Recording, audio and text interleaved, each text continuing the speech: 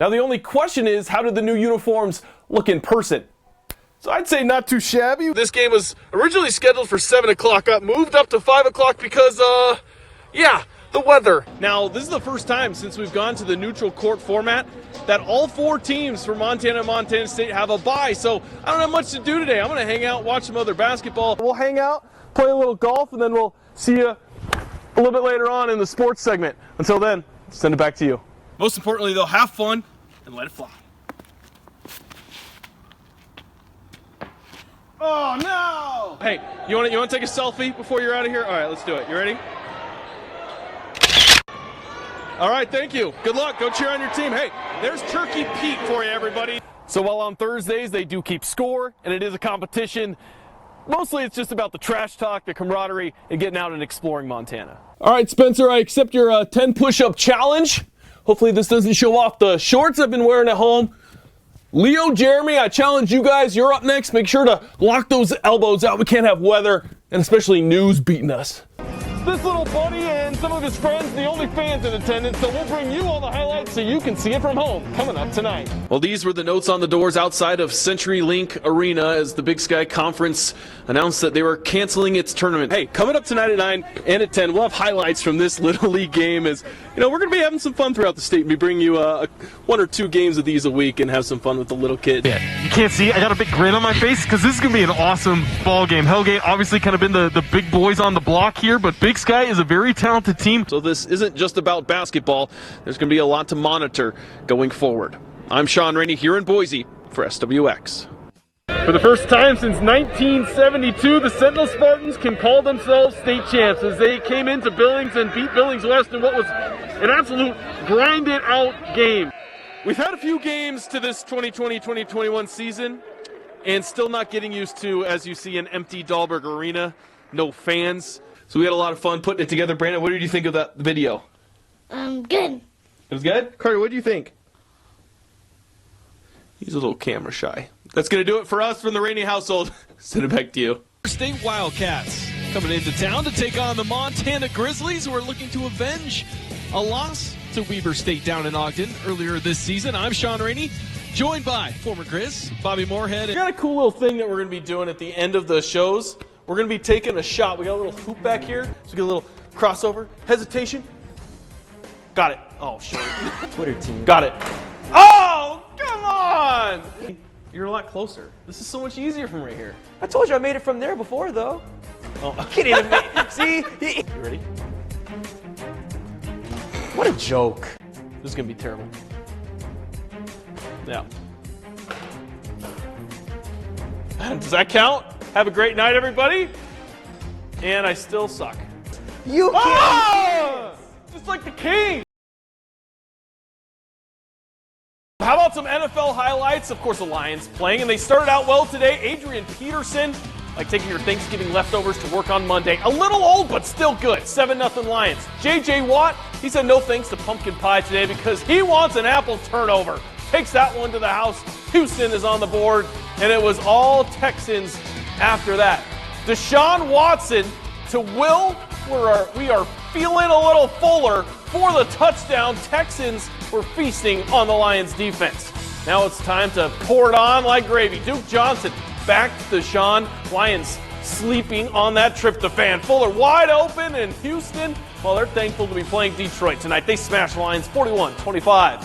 How about the Cowboys now? Hosting the Washington football team. Andy Dalton throwing the biscuit all the way to the other end of the table to Amari Cooper.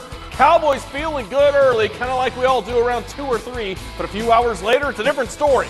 Washington on the attack. Antonio Gibson, the rookie, was running away from Cowboys defenders faster than you do when your uncles start talking politics. Come on, Uncle Bob. Just want to eat my deviled egg in peace. The Washington football team, the mascotless squad, the WFT dominating the Cowboys. WTF? Antonio Gibson, the first rookie since Randy Moss to score 3 touchdowns on Thanksgiving. Wow, what a performance. Defense getting in on the fun, too, as they pick off Dalton. And Washington, the football team, is in first place, 41-16. How about some college hoops? Number 6, Kansas. One of the Blue Bloods taking on the small Jesuit school from Spokane. The Gonzaga Bulldogs, who are number 1 in the land. Who will earn the right to have a turkey dinner? Zags rolling early. Terrell Suggs, smooth butter biscuit of a pass to Anton Watson, the beneficiary, 10-6 Gonzaga. Then Corey Kispert says, I'll raise your biscuit with some smashed potatoes. Zags go up 9. Now we got Drew Timme. Another nice pass, and he's going to slam it. Raise your hands if pumpkin pie is overrated. Yeah, Timme. Kansas mounted a second-half comeback, though. Marcus Garrett, like a mid-afternoon nap. Just a great move. Scores to trim the lead, but he didn't get the memo. There's no trimming on a day like today. The Zags lead bloats to double digits once again. Timme time, and the Bulldogs put up triple figures and take this one 102-90. Gonzaga gets a statement victory to open up the season. Happy Tuesday. The Western AA Divisional Tournament gets started this week, and the Hellgate Knights are going to be the undoubted favorites. They are undefeated and led by Gatorade Player of the Year, Raleigh Wooster. Fellow teammates Abe Johnson and Camden Lawrence also get a lot of the headlines, but this is a story about another starter in Josh Wade and how he has perfectly fit in with a team and a coach in the best possible way. The sounds of a high school gym. The student section, band, whistles and dribbles, it's sensory overload. That is, unless you're Hellgate Junior Josh Wade, and then it sounds closer to this. I was born completely deaf, just nothing. I can't hear it. You see people's mouths moving, but there's no sound. When Josh was a baby, he had surgery to install a cochlear implant, which allowed him to hear for the first time. It really helped. It changed my life. Just thinking what it'd be without it, it's pretty crazy. With the help of the implants, Josh was able to play basketball growing up. While he knows they are a life changer, he says they can get a little annoying when he's on the court. It flies out in the middle of a play, and I have to catch it and then just still play. But yeah, and hearing during the play, it can be pretty challenging. But my coaches and teammates help me out as far as that with signs and repeating themselves. So. For most teams, it would be a huge challenge to try and understand how Josh feels during a game. But not at Hellgate, as head coach Jeff Hayes knows exactly what that's like, as he's severely deaf himself. It's a rare occurrence. There are not many people with my hearing loss doing what I do.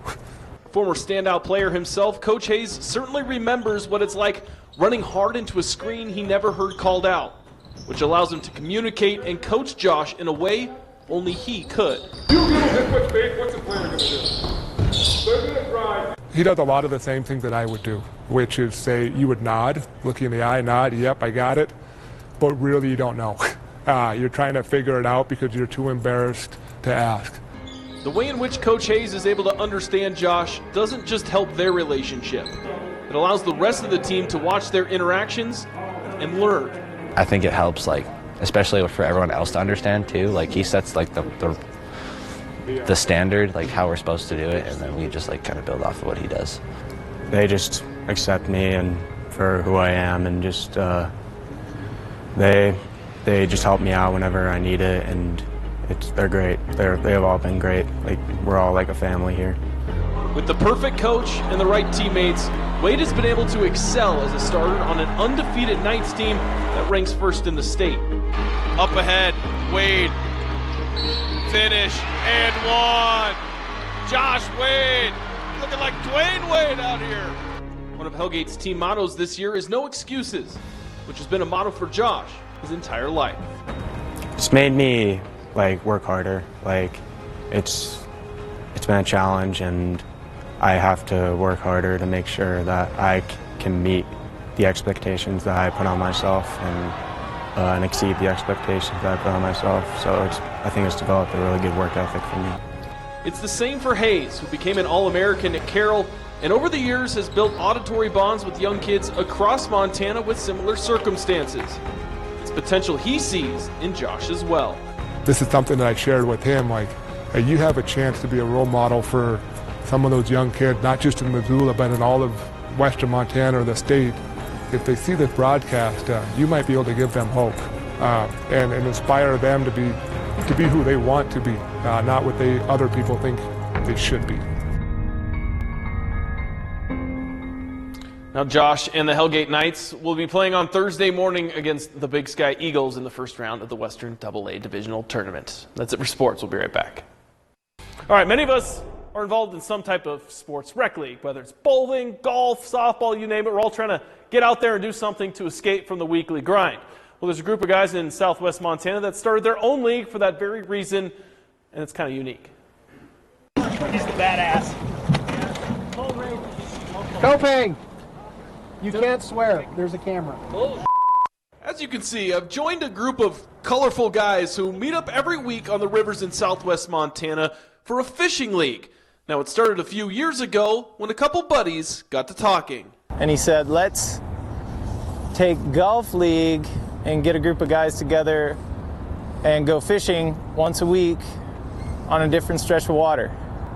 And it was just that simple. That's Mike Crockett. He's the commissioner, and one of his jobs is helping divvy up the nightly winnings, as competition is definitely a part of the evening. Oh, he lost it. That cost me $260. This is where the editing will have to come into play because We're going to blame that on SWX.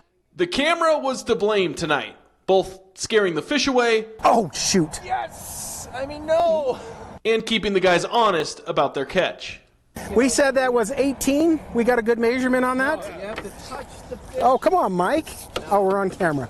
How would you describe the friendly competition on a night like tonight? It's not friendly at all. It's cutthroat. So while on Thursdays they do keep score, and it is a competition, mostly it's just about the trash talk, the camaraderie, and getting out and exploring Montana. It motivated a lot of us to make that time. And then I'd look forward to it. We'd all talk about it. We'd look forward to it on like Sunday night. Matt Sims is last year's defending champ and the current owner of the league trophy. Now, being a former guide, he's the ringer of the group, but they're okay with it because he knows all the secret spots. Probably 15-inch rainbow. Lucky that they let me into this group that I got to fish with. Lucky that I can fish better than they can. So I could beat them. That was fun too. And whether you've been fishing for 2 years or 2 decades, getting a fish on the line is an amazing feeling. To have that moment when the fish eats, where you have mimicked nature to the point that the fish just totally fooled. Oh! Wow. Nice work. 14.5. 14.5. It's tough to beat being out on a beautiful Montana river with your buddies, nature, catching some fish. It's almost so good you should probably do it, I don't know, how about once a week? Now, didn't get it in the story, but that night, Carl, he won the weekly prize, and he wanted to make sure that I said that to everybody. That's it for sports. We'll be right back. Last night, the LA Lakers won their 17th NBA championship, and it also marked the 4th title for LeBron James. Of course, all of social media is continuing the debate between Jordan and LeBron and which player is the GOAT. I'm not going to go down that rabbit hole. Instead, I just want to appreciate what we as sports fans are able to witness and often take for granted. To be donned the chosen one as a 16-year-old in high school, growing up in Akron, Ohio with a single mother, expectations put on him at such a young age that no other player in league history has faced, including Jordan, and not only living up to those but exceeding them is flat out remarkable. He has now brought titles to 3 different cities with 3 different head coaches. Despite all the pressure he's had to carry, the criticism he's faced, he has never shown one sign of cracking. Not one outburst to the media, not one sign where all of us might think, man, it looks like LeBron is struggling with this.